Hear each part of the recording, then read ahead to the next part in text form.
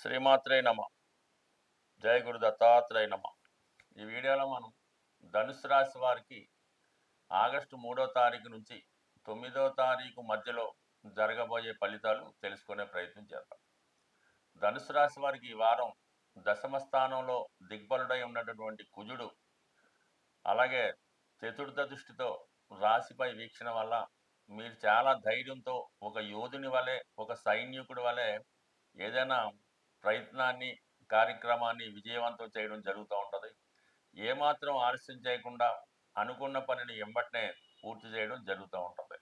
ముఖ్యంగా వ్యయాధిపతిగా, పంచమాధిపతిగా కుజుడు దశమ స్థానంలో ఉండడం వల్ల వృత్తిలో అదనపు బాధ్యతలు పెరుగుతాయి. కొన్ని సందర్భాల్లో వృత్తి మారాలని మీ ఆలోచన ఖచ్చితంగా నెరవేరే అవకాశం ఉంది. అయినప్పటికీ కూడా మీరు ఎంత కష్టపడి పనిచేసినప్పటికీ కూడా ఈ వృత్తిలో ఏదో ఒక ఇబ్బంది, ఏదో ఒక చికాకు ఈ సమయంలో వచ్చే అవకాశం ఉంది. అంటే దశమ స్థానం పైన శని యొక్క దృష్టి పడటం వల్ల వృత్తి వ్యవహారాల్లో ఇతరులు మీకు ఇబ్బంది కలిగించే అవకాశం ఉంది. మీ పని మీరు సజావుగా చేయకోకుండా ఏదో విధంగా ఆటంకం కలిగించే అవకాశం ఉంది. మీరు ఎంత నిజాయితీగా ఉన్నప్పటికీ కూడా ఎదటి వాళ్ళు దాన్ని సరిగ్గా అర్థం చేసుకోలేక ఏదో విధంగా మిమ్మల్ని విమర్శించడం, ఇబ్బంది పెట్టడం జరుగుతూ ఉంటుంది. అంటే మీ యొక్క నిజాయితీ, స్ట్రెయిట్ ఫార్వర్డ్నెస్ ఇతరులకు కొంత నష్టాన్ని, ఇబ్బందిని కలిగించే అవకాశం ఉంది.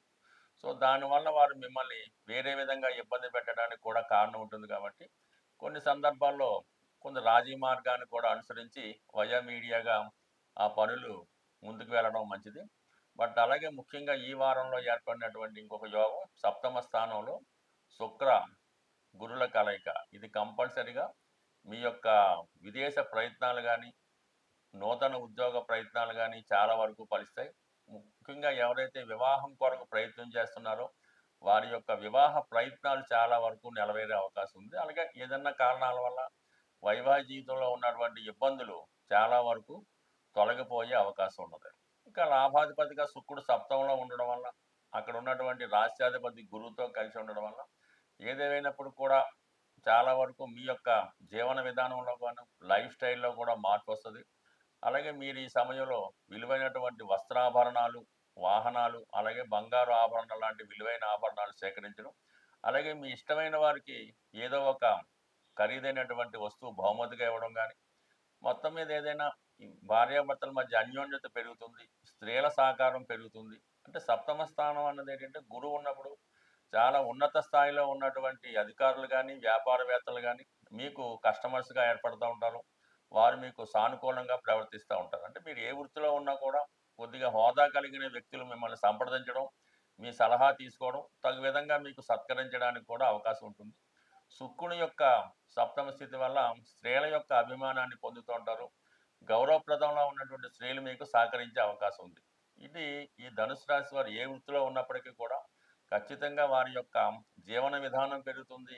అలాగే వారి యొక్క ధనం, వేతనం కూడా పెరుగుతూ ఉంటుంది. మొత్తం మీద ఈ శుక్ర గురుల కలయిక ధనుసు రాశి వారికి జీవన విధానంలో గొప్ప మార్పు తీసుకురావడం జరుగుతూ ఉంటుంది. అలాగే మీ యొక్క సంతానం విషయంలో వారు ఏదైనా శుభవార్త వినడం కానీ, పిల్లల విషయంలో వారి అభివృద్ధి విషయంలో మీకు కొంత హ్యాపీ రిజల్ట్ కనబడే అవకాశం ఉంటుంది.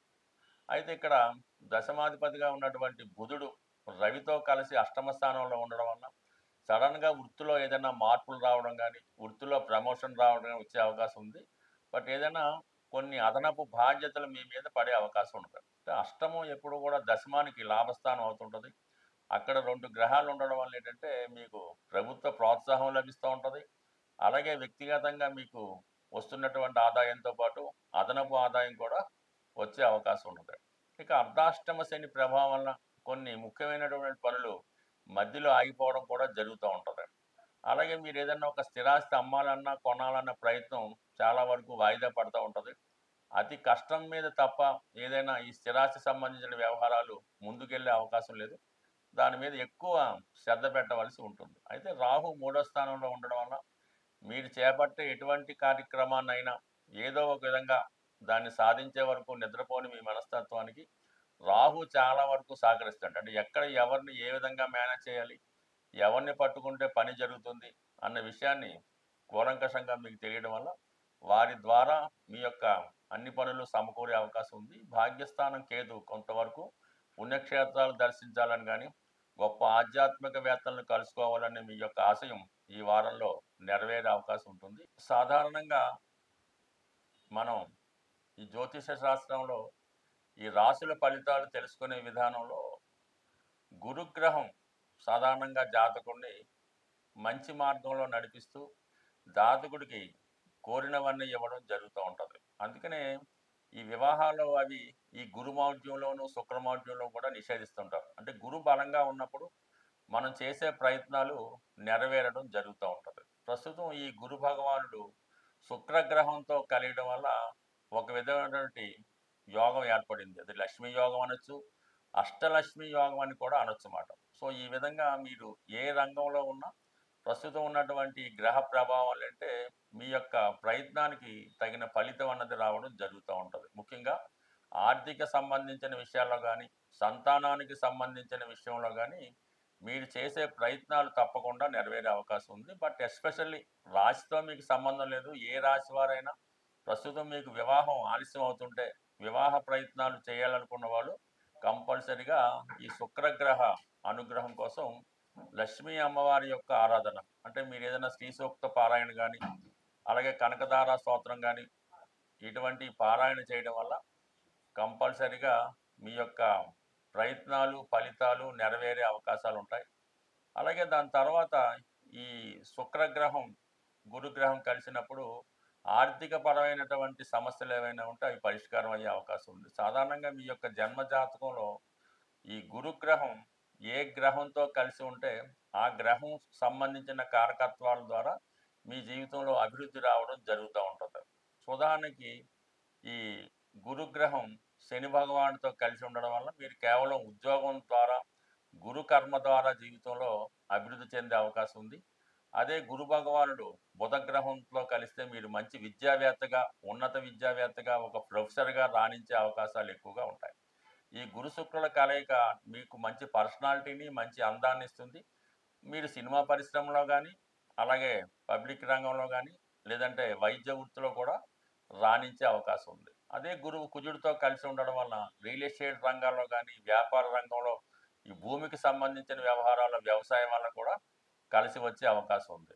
అలాగే గురువు అలాగే మరి కేతువు కలిసినప్పుడు ఆధ్యాత్మిక రంగంలో అదే పుణ్య కార్యక్రమాల ద్వారా ఆధ్యాత్మిక రంగంలో ప్రవచనాల ద్వారా పుణ్య కార్యక్రమాల ద్వారా కలిసి వచ్చే అవకాశం ఉంటుంది. ఇలాగా ఏదన్నా గురువు మనకి ఏ గ్రహంతో కలిసి ఉంటే ఆ గ్రహ కారకత్వాల ద్వారా జాతకుడు జీవితంలో పైకి వచ్చే అవకాశం ఉంది. దానివల్ల అంటే మీరు వ్యక్తిగత జాతకం పరిశీలించుకొని గురువు ఏ విధంగా ఉన్నాడు, ఏ గ్రహంతో కలిసి ఉన్నాడు, ఏ రాశిలో ఉన్నాడు, ఇవన్నీ పరిశీలించి ఆ రంగాల్లో మీరు ప్రవేశించినప్పుడు ఆటోమేటిక్గా మీకు అదృష్టం కలిసి వచ్చే అవకాశం ఉంటుంది. స్వస్తి.